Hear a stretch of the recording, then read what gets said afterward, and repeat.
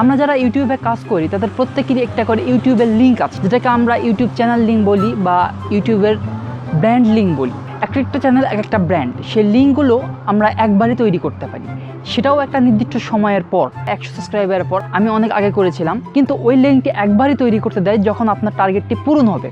দ্বিতীয়বার কিন্তু ওই লিঙ্কটি আর তৈরি করতে দেওয়া হয় না। অনেক সময় দেখা যায় যে আমরা যারা নতুন ইউটিউবার বা নতুন করে ইউটিউব চ্যানেল শুরু করি, তাদের কিছু ডিসিশনের ভুলের কারণে অথবা নামের চেঞ্জের ভুলের কারণে আমরা এই লিঙ্কটি একবারই তৈরি করতে পারি, পরবর্তীতে এটাকে চেঞ্জ করতে পারি না। তখন নাম থেকে যায় একরকম আর ইউটিউব চ্যানেলের লিঙ্ক থেকে যায় একরকম।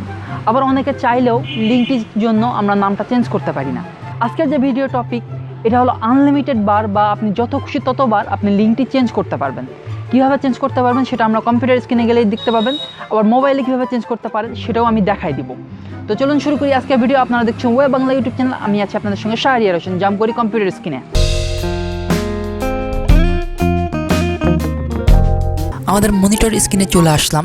যেহেতু আমরা ইউআরএল চেঞ্জ করব, সেহেতু কাস্টমাইজ চ্যানেলে চলে গেলাম, কারণ কাস্টমাইজ চ্যানেল ইউআরএলেরই একটা অংশ বা ইউআরএল কাস্টমাইজেশনেরই একটা অংশ।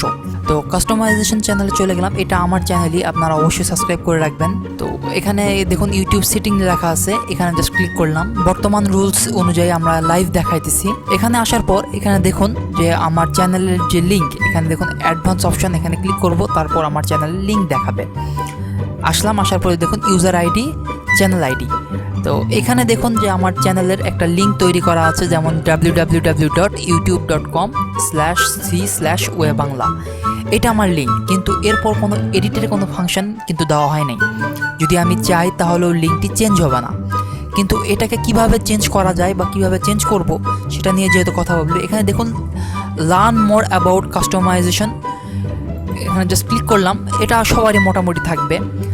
যখন আপনার লিঙ্ক তৈরির যোগ্যতা আসবে বা লিঙ্ক তৈরি কিভাবে হয় বা কোন অ্যাবিলিটিতে আসবে আপনার, এটা আপনাকে যা যা থাকতে হবে বা রুলস রেগুলেশন যেটা বলা হয়, আপনার চ্যানেল অবশ্যই 100 সাবস্ক্রাইবারের বেশি থাকতে হবে।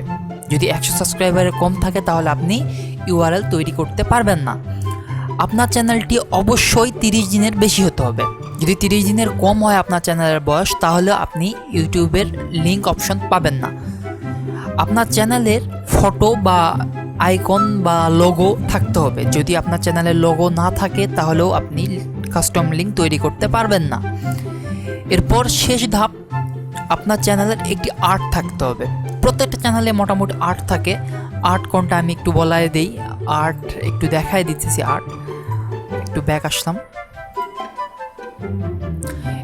এইতে দেখুন যে ছবিটা দেওয়া আছে, যে আমার ইউটিউব সংক্রান্ত বা আমার যে তথ্যটা দেওয়া আছে, এখানে কি নিয়ে আমি কাজ করতেছি, এই যে পিকচারটা, এটাকে ইউটিউব আর্ট বলতেছে।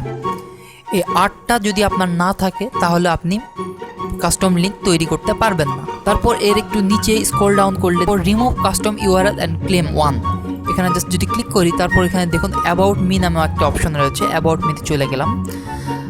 এখানে আপনার গুগলের যে অ্যাকাউন্ট রয়েছে সেই অ্যাকাউন্টটি দেখাবে।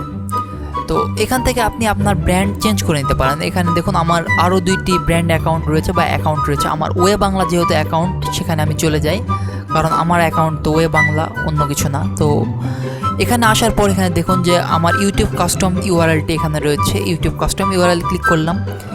এইখানে একটি অপশন রয়েছে রিমুভ। এখান থেকে যদি রিমুভ দেই তাহলে এই চ্যানেলের লিঙ্কটি রিমুভ হওয়ার সম্ভাবনা রয়েছে এবং ক্লেম করার সম্ভাবনা রয়েছে। যেহেতু আমি এই চ্যানেলটিতে আমার লিঙ্ক চেঞ্জ করলে হয়তো কোনো সমস্যা হতে পারে, ওইভাবে দেখাচ্ছি না, ঠিক একই রকম অন্য একটি চ্যানেলে আমি দেখাই দিতেছি। এখানে দেখুন রিমুভ লেখা আছে, আমি জাস্ট রিমুভে ক্লিক করলাম। ক্লিক করার পর একটা কনফার্মেশন আইডি চাচ্ছে বা কনফার্মেশন চাচ্ছে যে আমি আসলেই কি রিমুভ করতে চাচ্ছি কি না। তো আমি রিমুভে ক্লিক করলাম। ক্লিক করার পর একটু লোড নিতেছে। দেখুন আমার আগের জায়গাতে ফেরত চলে এসেছে। এটা রিমুভ করার পর মোটামুটি এখানকার কাজ শেষ। তারপর আমি আগের জায়গাতে একটু ফিরে যাই। এখানে যদি ব্যাক করি, এখানে দেখুন যে আমার আবারও ইউআরএল তৈরি করার জন্য অপশনটা দিয়ে দিয়েছে। এখানে যদি আমি আবার ক্লিক করি, তাহলে এখানে দেখুন যে আমার ইউটিউব চ্যানেলের জন্য অপশন রয়েছে। যদি আমি আগের নামটাই রাখতে চাই তাহলে আগের নামটা আমি রাখতে পারবো। যদি আগের নামটা না রাখতে চাই, এখানে নিচে একটি অপশন রয়েছে, এই অপশনে ক্লিক করলাম।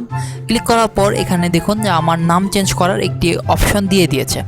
এখানে যদি আমি নামটা লিখে দিই, সাপোজ সাবস্ক্রাইব লিখলাম, তো এই নাম আমার অ্যাভেলেবল। তো এখানে যদি আমি চেঞ্জ ইউআরএল দিই, এখানে জাস্ট ক্লিক করে আই হ্যাভ আন্ডারস্ট্যান্ড ইউআরএল, এখানে যদি চেঞ্জ ইউআরএল দিই তাহলে আমার অ্যাকাউন্ট নামটা চেঞ্জ হয়ে যাবে। এখানে দেখুন কনফার্ম চয়েস, জাস্ট আমি কনফার্ম দিয়ে দিলাম, একটু সময় নিতেছে। এখানে দেখতে পাচ্ছেন যে আমার ইউআরএলটি চেঞ্জ হয়ে গেছে। আশা করি বুঝতে পেরেছেন, এইভাবে আপনি বারবার ইউআরএলটি চেঞ্জ করতে পারেন। যদি এই বিষয় নিয়ে আপনার আরও কোনো প্রশ্ন থাকে তাহলে অবশ্যই কমেন্ট বক্সে জানাবেন।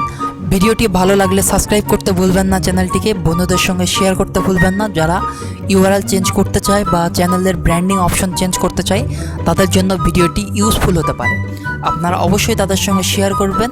যদি আপনার ভিডিওটি ভ্যালুয়েবল লাগে তাহলে অবশ্যই ভিডিওটিতে একটা লাইক করবেন। ধন্যবাদ সকলকে, দেখা হবে পরবর্তী কোনো ভিডিওতে। আজকের জন্য টাটা।